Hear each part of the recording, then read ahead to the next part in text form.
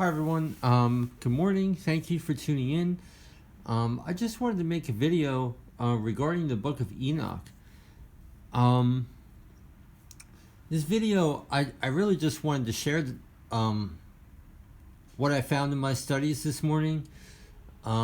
Really to our fellow scholars like Dr. Pigeon, David Carrico, etc. I just wanted to share the discrepancies within the book of Enoch that I found. Now, we all love the book of Enoch. We know there is absolute truth within the book of Enoch because as every truth is established by 2 or 3 witnesses, and we just let the scriptures prove themselves, we know that the book of Enoch has absolute truth about our history, past, present, and future. But it seems, I'm just going to give an example. That's why I'm making this video. It seems whether, I don't know the deal because I'm not a scholar, but I'm comparing 4 different translations. And I found a discrepancy, and I'm sure there's more. I don't know if these are scribal errors or things that have been wish-washed through time. I don't really know the history. But I do know the book of Enoch was taken out of our Bibles around the late 19th century. And I don't know what translation that is that was in our Bibles or what it says. I don't know. I just know the 4 translations that I have, including the version that's in the Dead Sea Scrolls, which is very interesting, though it's fragmented. So I just wanted to share this. So if these, being that there are these discrepancies, no, it's probably best that the book of Enoch is not in our standard biblical canon if we don't have a solid translation. Now, of course, I'm going to say again, if people, I'm going to point out this discrepancy and just share it with my brethren, those who are interested. But if this turns people off and wants to throw the book of Enoch out, that's fine. That's okay. But me, I still stand by the book because, again, like I said, we let every truth be established by 2 or 3 witnesses. But I am seeing discrepancies in the details. So I wonder what it means. So I found within chapter 10, after the angels fall and created giants, and they taught humankind to make weaponry and to do war, even beautifying their eyelids, and all these sinful, that leads to sinful lifestyles. The Dead Sea Scrolls gets into more further. It says that's when humankind learned to make money, that the precious stones of the earth were made into coins, and that these evil fallen angels taught humankind how to do these things, which corrupted the whole earth. And this eventually led to Noah's flood. Everything was that bad. So we had mixed seed lines, we had giants running the earth, the people perishing. There were conspiracies of the slaughter of humankind, and the Lord caused Noah's flood. So that's what the book of Enoch tells us. Filling in the gaps of Genesis 6 and onward. So as I was reading the R.H. Charles version, this is generally the preferred version, I think. It said that the angel Uriel told Noah about the flood.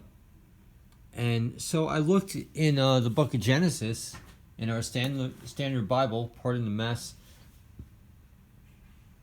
And according to the book of Genesis, which of course has the absolute authority, because this stuff seems solid,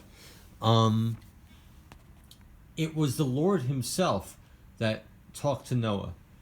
Now, this is interesting because in many cases within the Torah, we see the Lord manifesting as an angel. We understand that to be Christ, or maybe the Lord showing the revelation of his prophets and of his people of Christ and the Messiah, stuff like that, through the manifestation of angels. But I found it very interesting in the book of Genesis.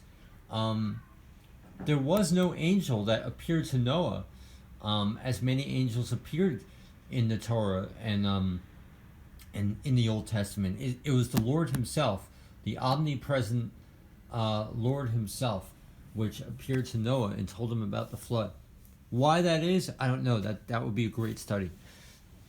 But according to the R.H. Charles version of the book of Enoch, the angel Uriel told Noah about the flood. Now, according to the Dead Sea Scrolls, all right, you can find this in chapter 10 in the book of Enoch. Now, according to the Dead Sea Scrolls, which is fragmented, very little is written about it, but we do have a little bit.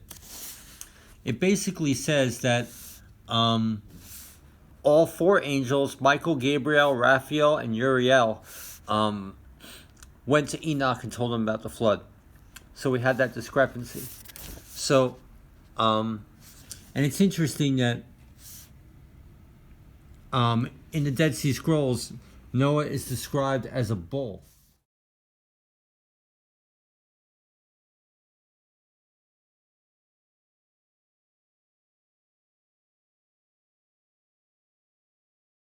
Which is, I don't really know what that is. But, so I went to another translation. This is the printed out version that I've had for a couple years. And according to this version, another angel by a name I cannot pronounce went to Noah, starting with an A. I'm sorry I don't have the page turned. Here we are. One more page. Here we go. This is the angel that appeared to Noah. According to this translation, and another popular translation is the Lawrence translation of the book of Enoch, and that has the same thing, that it was this angel that appeared to Noah, telling him about the flood. So, obviously, I believe it was, what the book of Genesis says. I hold that as the primary authority. Chapter 20 of the book of Enoch gets into the ordinances of the angels and their meanings and their duties, and those are inconsistent with the different translations as well. So you can look at this chapter 10 and 20. So I'm not an expert in this stuff, but I did find these discrepancies in the book of Enoch, and I just wanted to share this with our scholarly brethren. So maybe it is best that this book is not in our canon and is just used as a guide, meant to study, as every truth is established by 2 or 3 witnesses. And I believe whatever... I assume we don't have the original version of the book of Enoch, but we know that the book of Enoch has absolute truth. And but I think these little discrepancies in the details are have been wish-washed through scribal errors, through time, stuff like that. Whatever culture or nationality they have been transferred to past the couple, thousands of years, 1,500 years that this text is. So, yeah, I just wanted to share that. Alright, guys. I don't know. If you guys have any comments on this, that would be great. I would be really curious to what Dr. Pigeon has to say about this.